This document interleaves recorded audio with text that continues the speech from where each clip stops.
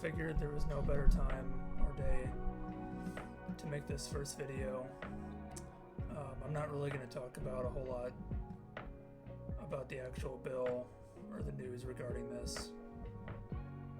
The main thing that I just want to touch on is the fact that this bill does absolutely nothing to fix the glaring issue, which is the $2+ trillion budget deficit that this country is in, as well as the $37 trillion+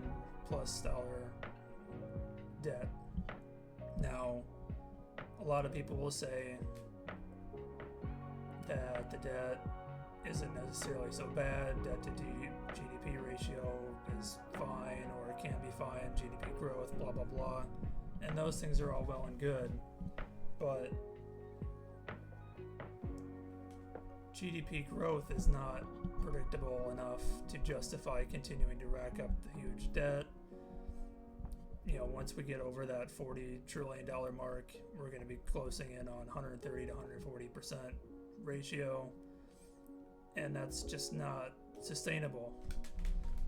And the worst part about it is all these politicians and corporate billionaires and CEOs that are making these decisions, they know that this isn't sustainable, and it just asks the question of, like, how much longer are they going to keep it going, and how much longer are these politicians going to keep voting in for the same failed Reagan trickle-down economic scams that they've been going on for the last 40 years now.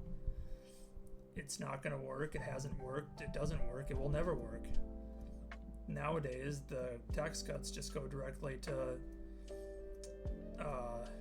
stock buybacks, bonuses, and offshore investment accounts. It's like they're not being reinvested into the economy. They're not building factories. They're continuing to offshore jobs. And people keep voting for it, and they keep thinking, oh, we just have to give them even more tax cuts. It doesn't work. It hasn't worked, and it's not going to work.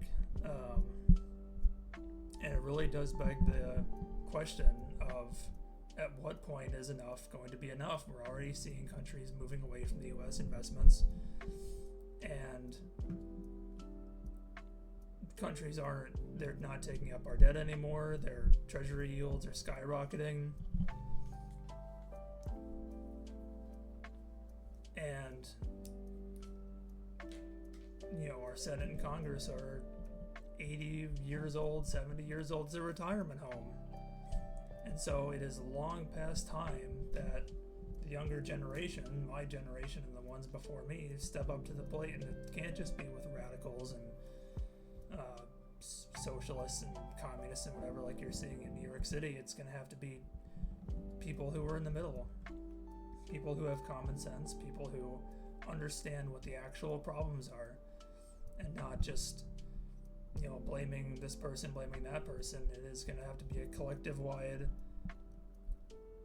systematic agreement about, hey, this is the problem and this is what has to be done. I mean, the top marginal tax rate used to be 90+% back in the 1950s and 60s under conservative presidents. Dwight D. Eisenhower, one of the most legendary presidents, well, maybe not most legendary, but a very legendary president, 90+% was the top marginal tax rate. And then Reagan came along and said, no, that's too much. We're going to stop mortgaging the future. And by saying that, he quite literally has been mortgaging the future ever since, which is funny. He ran on balancing the budget and proceeded to run 8 years of massive budget deficits. And then Clinton came along and tried to fix things. And then another Republican came in and screwed it all up. So we are in dire need of some robust changes to the system, and it's going to have to take normal, average people, and maybe even somebody like Elon Musk and Andrew Yang, who they've been talking for a while. Elon Musk wants to fund an American party, whatever that means. We'll have to see if anything comes of that.